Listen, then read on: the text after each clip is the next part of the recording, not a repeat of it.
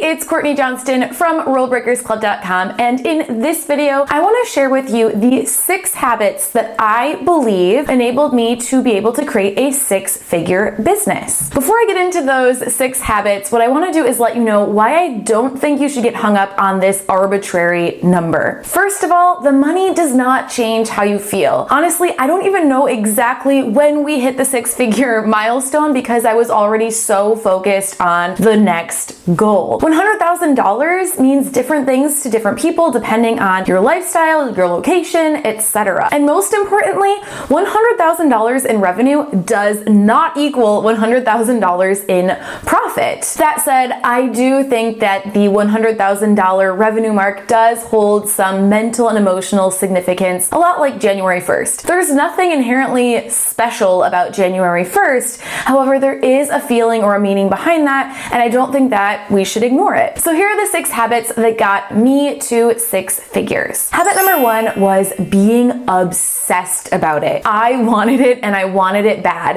In fact, I had the $100,000 revenue goal for probably 3 years before we actually made it happen. Being obsessed with this goal made me laser focused and helped me to make the right decisions and investments in order to make it happen. By looking at every choice through the lens of this goal that I was obsessed with, I was able to decide the things that I wanted to do and didn't want to do, and I was willing to do the work necessary to make it happen. Habit number 2 was investing in myself. Since day 1 of my business, I have been reaching high. In fact, I have done many things where I was reaching a lot higher than I was ready for at the time. For example, I enrolled in Marie Forleo's B School, which was a $2,000 investment when I had less than $200 to my name. I also invested in more than $15,000 of mentoring, coaching, and masterminding over a couple-year period, as well as investing in specific programs to help me to learn skills I needed to learn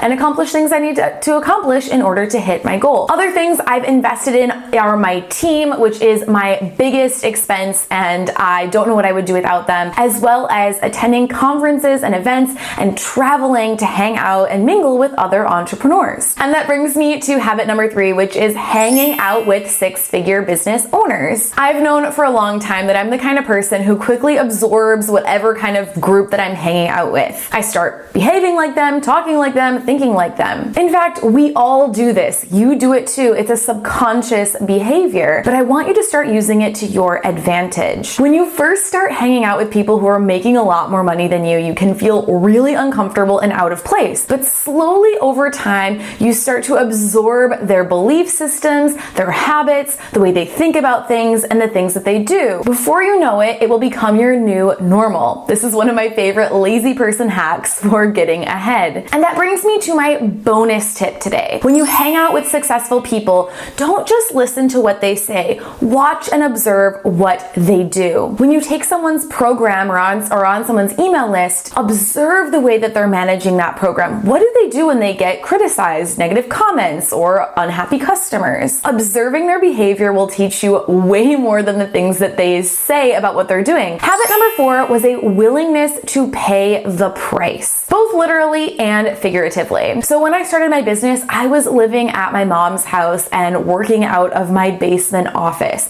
And when I did eventually move into my own apartment, I have always been living well below my means. This enables me to invest more money into growing my business and investing in myself. I've decided that those are the things that I prioritize, and other things like living downtown in a trendy city just aren't gonna make the list of priorities. Honestly, I see way too many entrepreneurs who have way too expensive of lifestyles and don't want to give up a single thing in order to grow their business. They don't even want to get a job to make ends meet, and I frankly don't have a lot of patience for that. Now, I'm not saying you have to make the same kind of sacrifices that I did, but you've got to get real that you can't have everything all at the same time. You've got to be willing to make a declaration to the universe that you want it and do something to show that that's true. Habit number 5 is doing the hard work. Look, I'm the first one to admit that I am not the hardest worker in the world. In fact, I often brand myself as kind of a lazy person. I love my my Netflix binges and laying on the couch for hours on end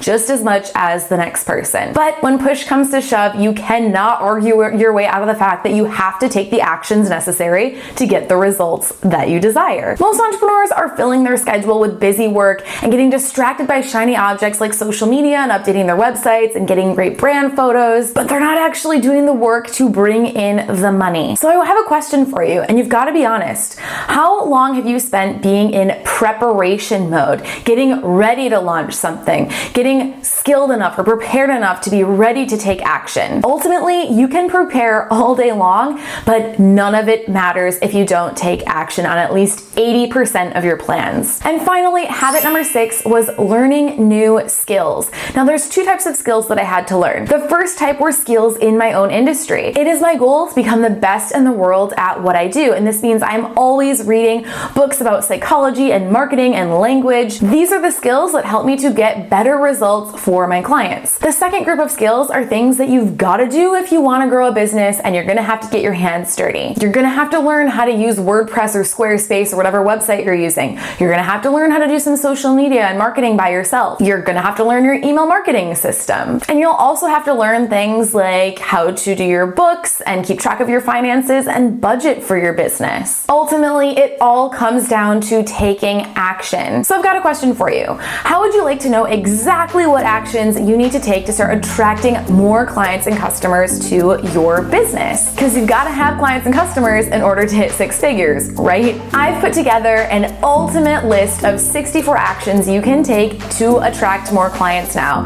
And all you've got to do to get that checklist is to click the link in the description box below this video. I hope you enjoyed this video. If you found it valuable, make sure to hit the like button down below, share it with your friends, and don't forget to hit the subscribe button right there. Thanks again for watching, and I'll see you next time.